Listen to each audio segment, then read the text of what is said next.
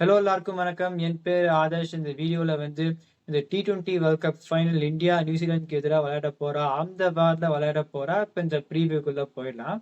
வழக்கம் போல ஸ்டார்ட்ஸோட ஆரம்பிக்க போறேன். இன்டர்நேஷனலுக்கும் ஐபிஎலுக்கும் ரெண்டுத்துக்குமே ஸ்டார்ட்ஸை படிச்சுட்டு வித்தியாசத்தை சொல்ல போறேன்.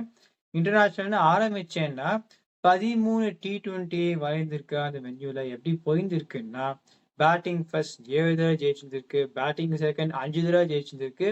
Average first innings score 188, average second innings score 158, pace economy 9.06, spin economy 9.61, pace wickets 108, spin wickets 41. Seamers அதிகமா ஓவர் போட்டதுனால ஜாஸ்தியா விக்கெட் எடுத்த மாதிரி காட்டுறது.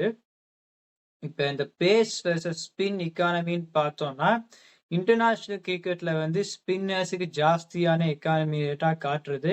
ஆனா நான் போன வருஷத்தோட ஐபிஎல் ஸ்டாட்ஸுக்கு வர போறேன், அது வேற மாதிரி காட்டுறது. Batting first versus batting second. நிறைய பேர் என்ன பண்ணிருக்காருன்னா, டியூன் நினைச்சுட்டு முதல்ல பவுலிங் போட்டுருந்துருக்கா. இந்த வென்யூ இன்டர்நேஷனல் கிரிக்கெட்ல 200 சேஸே பண்ணது கிடையாது. அந்த கடைசி ரெண்டு மேட்ச்லயுமே பார்த்துருக்கோம். சவுத் ஆப்பிரிக்கா 187 அடிச்சுட்டு இந்தியா 111க்கு ஆல் அவுட் ஆனா. வெஸ்ட் இண்டீஸ் முதல் பேட்டிங் விளையாடி 176 ரன் அடிச்சுட்டு சவுத் ஆப்பிரிக்கா 177 ரன் அடிச்சா. ஸோ முதல் பேட்டிங் 200 அடிச்சா you got a big chance to win the match. இப்போ ஐபிஎல் ஸ்டாட்ஸ்ன்னு பார்த்தோம்னா 216 ஆவரேஜ் ஃபர்ஸ்ட் இன்னிங்ஸ் ஸ்கோருக்கு spinners have got a better economy rate than the seamers. So எனக்கு பொறுத்த வரைக்கும் பவர் பிளேல ஸ்பின்னர் போடக்கூடாது. ஆனா ஸ்பின்னர் சரியா போட்டா they still got some purchase in this venue to make an impact on the match. Batting first 7 ஜெயிச்சுன்னு இருக்கு, batting second 2 ஜெயிச்சுன்னு இருக்கு. ஸோ நான் டாஸ் ஜெயிச்சா பேட் ஃபர்ஸ்ட் தான் பண்ணுன்னு சொல்லுவேன். 200 வந்துச்சுன்னா இவரோட பிக் சான்ஸ் அப்படிங்கிற த மேட்ச். பிளேயிங் 11ஸ்குள்ள போயிடலாம். இந்தியாவுக்கு நான் போன வீடியோல சொன்ன மாதிரி இப்படிதான் நான் போவேன். சஞ்சு சாம்சன், திலக் வர்மா, இஷாந்த் கிஷன், சூரியகுமார் யாதவ், ஹர்திக் பாண்டியா, ரிங்கு சிங், அக்ஷர் பட்டேல், ஹர்ஷ்தீப் சிங், ஜஸ்பிரீத் பும்ரா, குல்தீப் யாதவ், முகமது சிராஜ். அவ ஒரே 11ஓட போறதுக்கான வாய்ப்பு இருக்கு. எனக்கு பொறுத்த வரைக்கும் அபிஷேக் சர்மா நான் கான்பிடன்ஸ்னால இட்ஸ் வேர் அவுட் ஆஃப் ஃபார்ம்னு நான் சொல்ல மாட்டேன். அவர் த வே ஹீஸ் பின் கெட்டிங் அவுட்ங்கிறது ஒரு சார். இப்போ ஆர் அஸ்வின் டெக்னிக்கல்னு சொல்ற, லெக் சைட்ல ஷார்ட் இல்ல ஸ்பின்னர்ஸுக்கு எதிரான்னு சொல்றேன். எனக்கு பொறுத்த வரைக்கும் ஈகோனால இஸ் ஆல்சோ பீங் டிஸ்மிஸ். இப்ப எந்த ஆஃப் ஸ்பின்னரை கொண்டு வந்தாலுமே ஒரே மாதிரி அடிக்க பார்த்துட்டு அவுட் ஆறதுன்னா it's also an ego very hate confidence going in to the tournament. இவ்வளவு மேட்ச் பார்த்தாச்சு, இவ்வளவு மேட்ச் பார்த்துட்டு திருப்பி விளையாடுறதுனா எனக்கு பொறுத்த வரைக்கும் அவர் ரன் அடிக்கிற மாதிரி அடுத்த மேட்ச் விளையாடினாலும் ரன் அடிக்கலாம். ஆனா இப்போதைக்கு அந்த அடிச்சு விளையாடுறத மீறி அவர் வருவாரான்னு இப்போதைக்கு சந்தேகப்பட வேண்டிய ஒரு விஷயம்.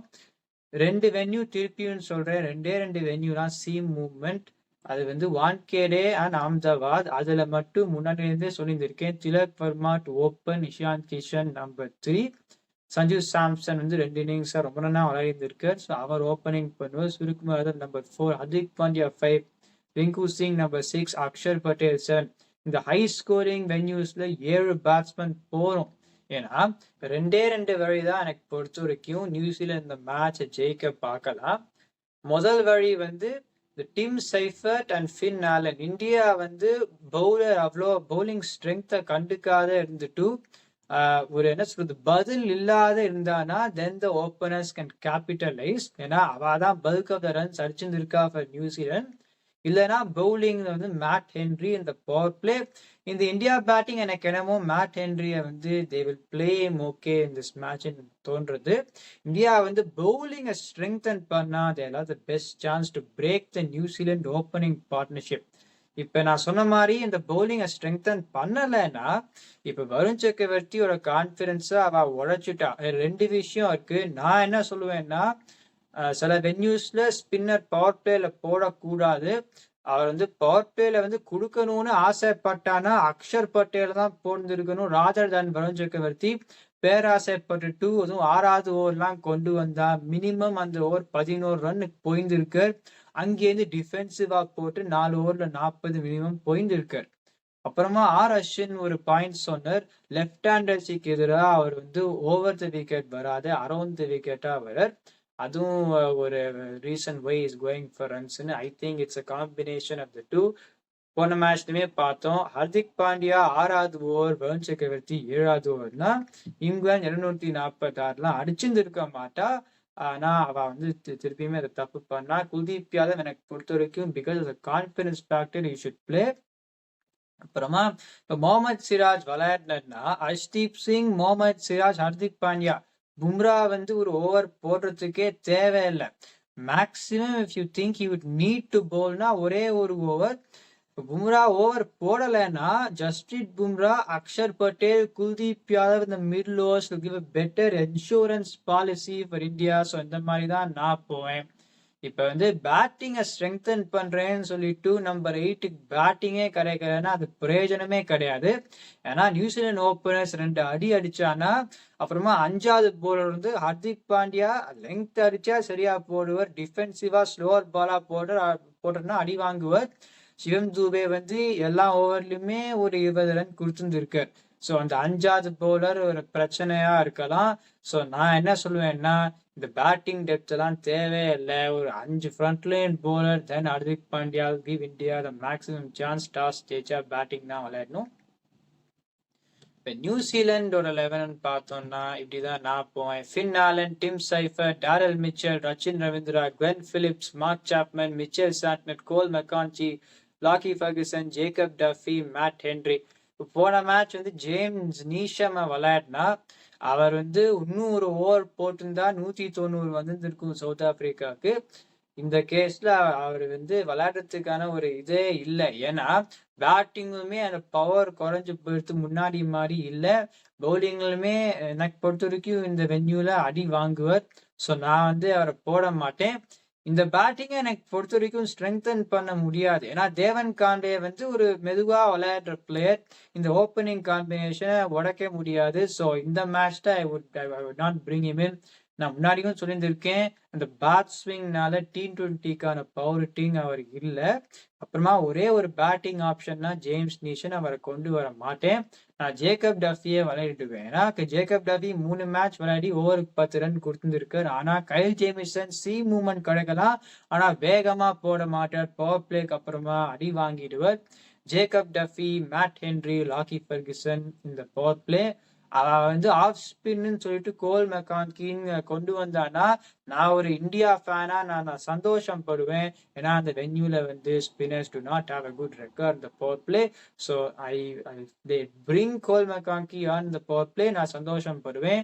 இவா வந்து எனக்கு பொறுத்த வரைக்கும் டாஸ் ஜெயிச்சு பேட்டிங் விளையாடினா ஒரு 200 ரன் அடிச்சா that will be the best chance to win. 2 points where அவன் அந்த மேட்ச் ஜெயிக்க பார்க்கலான்னா அந்த ஓப்பனிங் பார்ட்னர்ஷிப், அப்புறமா Matt Henry with new ball, இந்த 2 தான் there gives us a chance. இப்ப எட்ஜ்ன்னு பார்த்தோம்னா அஹமதாபாத்ல வந்து 45 ஃபார் 1 in 6 overs எந்த டீம் வரலாம். இந்தியாவுக்கு வந்து சஞ்சு சாம்சன், திலக் வர்மா, இஷான் கிஷன், சூரியகுமார் யாதவ் டாப் 4. நியூசிலாந்துக்கு வந்து Finn Allen, Tim Seifert, Daryl Mitchell, Rachin Ravindra. Sanju Samson நல்லா விளையாடிட்டு இருக்கார். Tilak Varma technically sound. இஷான் கிஷன் அடிக்க தான் பார்க்க போறார். சூரியகுமார் யாதவும் அடிக்க தான் பார்க்க போறார். ஸோ இந்த கடைசி 2 பேர் டெக்னிக்கலி சவுண்டுன்னு சொல்ல மாட்டேன்.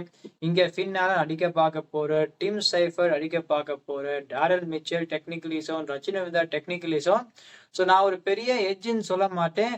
ஆனஸ்ட்லி ஸ்பீக்கிங் இதை பார்த்தா நான் டெக்னிக்கலி சவுண்டர்ஸ் கொஞ்சம் பொறுமையா விளையாட பார்க்கணும்னா டாரல் மிச்சல், ரச்சின் ரவீந்திரா, இந்தியாவுக்கு திலக் வர்மா, இஷான் கிஷன், சூரியகுமார் யாதவ் என்ன பண்ண போறான்னு எனக்கு தெரியல.